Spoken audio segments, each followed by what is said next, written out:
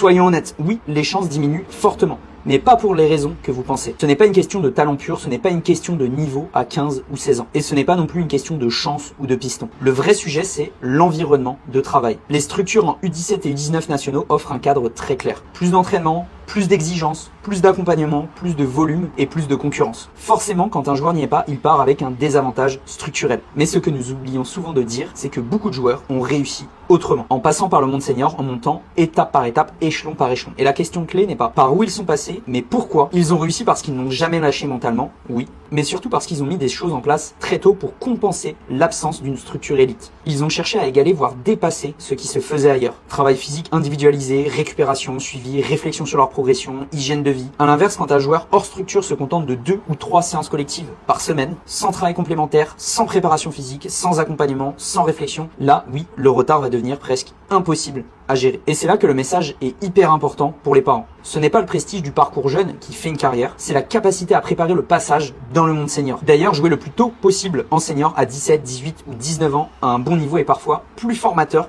que rester dans les niveaux U17, U19 nationaux. Et même dans les structures élites, beaucoup de joueurs prennent aujourd'hui des préparateurs physiques, des suivis externes, des accompagnements complémentaires pour optimiser encore davantage leur développement. Donc le vrai message est simple. Oui, le parcours U17, U19 nationaux est le plus classique et le plus sécurisant. Oui, il augmente les probabilités, mais ce n'est pas la structure qui fait tout, ce sont vraiment les actions qui vont être mises en place quand on n'y est pas. Et même quand on y est, ce qui compte, ce n'est pas quand le joueur a 16 ans, c'est comment il prépare son avenir senior derrière. Maintenant, si vous souhaitez en savoir plus et accompagner votre enfant dans sa carrière, je vous ai préparé une vidéo de 10 minutes qui vous explique exactement comment on peut accompagner votre enfant de A à Z dans sa carrière. Si vous voulez la recevoir, vous pouvez commenter plan en commentaire.